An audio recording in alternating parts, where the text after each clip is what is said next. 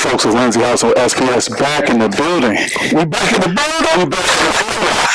What's the difference doing this time? Yes, sir. Well, you know it don't stop. No matter what we do. This time we are at the Wayne State G League Fieldhouse, $28.3 million facility. Yes. You know, probably like an inaugural experience. You got the DC Elite Michigan tip-off. This is the first day of basketball in the state of Michigan. Yeah, man. Excited. For anybody who don't know Rock, who doesn't know about the 4 great games we have lined up, tell us what's going on, where we are, and how you feeling right now. I mean, I feel great. You know, I think with the opportunity for us to be in this venue with Wayne State and with the Pistons and the G League team, the Crews, is phenomenal. I think it's a need for us to create exposure, you know, for our kids. That's why I came back with the Michigan tip-off, because it's not just about Detroit and surrounding areas. Mm-hmm. It's about the whole state of Michigan. Mm-hmm. And when I even look back on my class in 86, graduating from high school, you know, it was 40 of us alone just from Detroit, not including Pontiac. Now, when you say 40, you're saying 40 D1 athletes. Wow. Yeah, even in my draft class in the NBA, it was 5 of us that went first round. Yeah. You know? Yeah, that's crazy. So, I mean, I think a lot of people don't understand the rich history that we have here in the state of Michigan when you're talking about basketball. Right. So I just want to bring that back. I just want to continue to show people that, you know what, we have such a rich tradition here, and to expose our kids, you know what I'm saying, to that. And this is a perfect venue. Yeah. Right now, then, yes, sir. A new school piece is added, the 35-second shot clock. Oh, man, come on.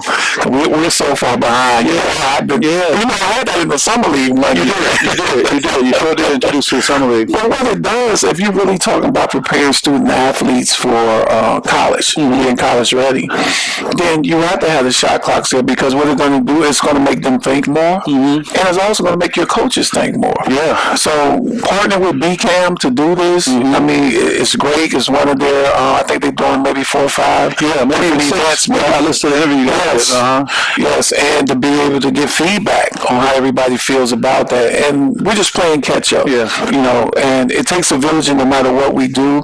So that's why I wanted to partner with Dan Young, and also bringing in Jay Alexander from the PSL, because hey, I'm a PSL product. Yes, sir. You know, so we have to create this village, man, and create this exposure for our kids to make sure they get the opportunities to go to school. So we're going to have, even today, a HBCU table upstairs, talking about all the HBCUs. Awesome. Because we have to create opportunities. See, for me, the game of basketball, the ball is just the carrot that I've always dangled. Sure. Let me teach, let me learn you something, let me expose you to everything else that's going on. I mean, you know, when you talk about, let's talk about the lineup: Ferndale versus UPrep, Lepsa versus Lansing Waverly, Renaissance versus Orchard Lake St. Mary's, Martin Luther King versus North Farmington. So a lot of these teams, unless this was the championship game, which, you know, you have a lot to do with that happening in February, they wouldn't even get the opportunity to be down here. No, not at all. And again, we want to create that for them.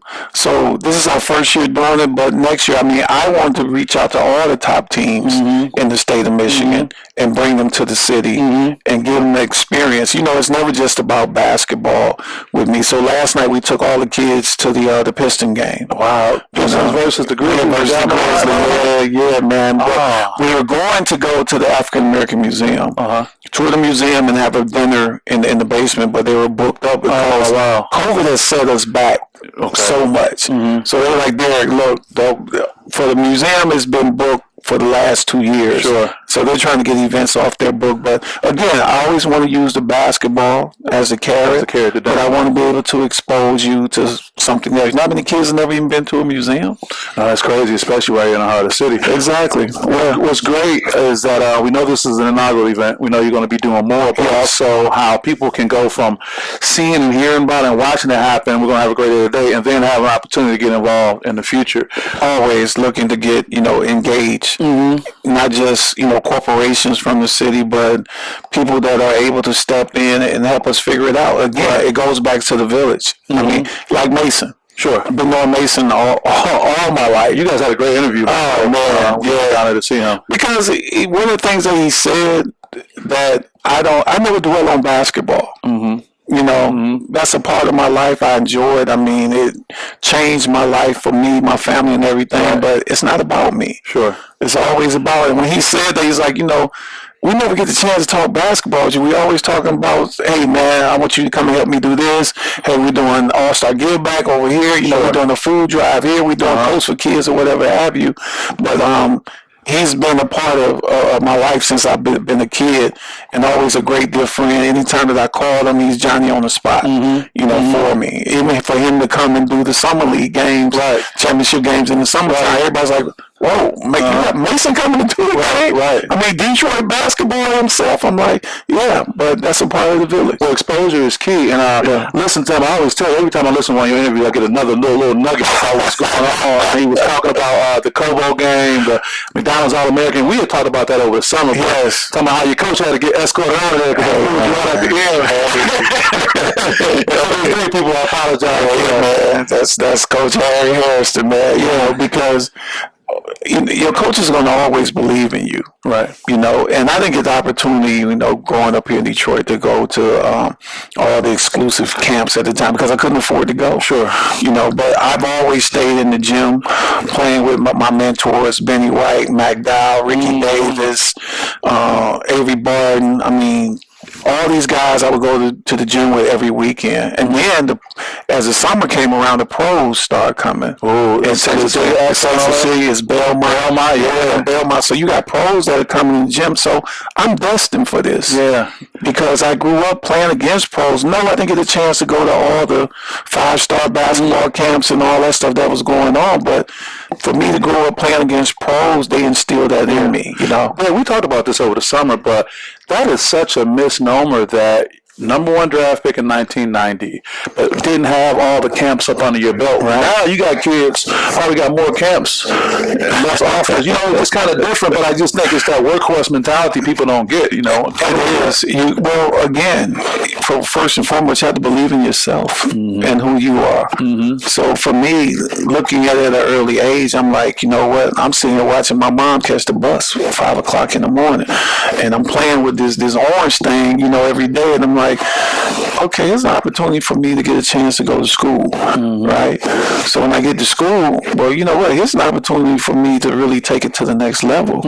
But again, it goes back to work ethic. Yeah, you got to have the work ethic to be. I want to stay with that. I'm putting my sports psychology hat on. We had an experience, you know, off camera a little bit. Talk about advice you can give to players dealing with the pressure that may come. It seemed like you were already internally motivated to help mom, help the family.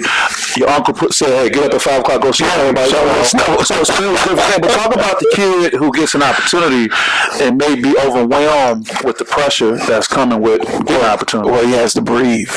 Okay. He has to sit back and breathe and take his time and understand that God gave him those gifts. You know, God blessed me to be 6'10". Everybody's not 6'10". Well, you grew some. One of the articles says 6'9".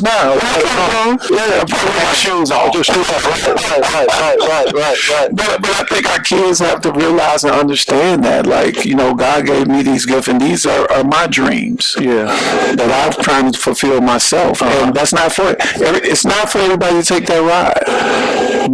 So even though they may have height, may have skill, that just may not be what their motivation is. Well, hey, you lace your shoes up just like I do. Yeah. And iron sharpens iron. Yeah. You know, competition breeds champions. Yeah. And you have to get out there and put the work in. It's just not going to happen. You got people playing sports around the world, 24/7. But how many are chosen to that elite level to play? And then you wonder how many of them really do want to play compared to saying, man, you should play what we expect to say, so they live up to them expectations compared to saying, this is what I want to do. And again, I've never tried to put pressure on kids. You know, I see that so much with parents trying to live through their kids. No. If you want an athlete, it's pretty much your kids are not going to be an athlete. So stop trying to live through them. Let them enjoy and have fun in sport. You know, that's important. And I see that so much, and I can look at the kid, because you know what it does? It starts turning the kids off from the sport. it. Oh, sure. They don't even want They to talk play. about hostage situation when the kid got a ride home from out of town. Yeah, and they get the third degree listening to, no, man. No. So I never wanted to do that with children. Let's do this. We had this conversation offline too. Let's say a year from now, when we look back, how many potential players do you think we'll see that played in this first Michigan tip-off, particularly on the floor playing for Wayne State, playing in that league, or having experience? Who knows? Being in the G League. I mean, how many alums do you think we can get? Oh man, I just think it's great for me to always see when I'm watching college basketball and seeing my kids where they participated in the tournaments and stuff I used to do, or the summer leagues and everything. Like that warms my heart. That lets me know that I've done my job of trying to help and expose them and give them an opportunity to go to school. Yeah, and I say it all the time: D1, D2, D3, D3. And this is coming from someone who's been to the mountaintop. Yeah. So you'll be able to have that conversation. We're going to let things go so you can go out and get ready to greet these people. Any final words you want to have before we get started with this big Monday style? Thank you. I'm get back to your roots, man. Always back to my roots. Yeah. Vegas big. I'm from ESPN and Monday. So, again, for me, it's just creating exposure for our kids. Creating exposure for the kids. That's the bottom line, and helping them realize their full potential and get an opportunity to go to school and enjoy college. That's it. Can't be better than that. We got the man himself, Mr. Derrick Coleman, making it happen. He's definitely a jewel to this community, not just in Michigan, throughout the Midwest, throughout the country. And I'm just appreciative of you. Appreciative to have your friendship and be able to support you on a great day. It's always love, baby. Yeah, we found that happen. It's a done deal. With that, we'll see you guys next week. Peace.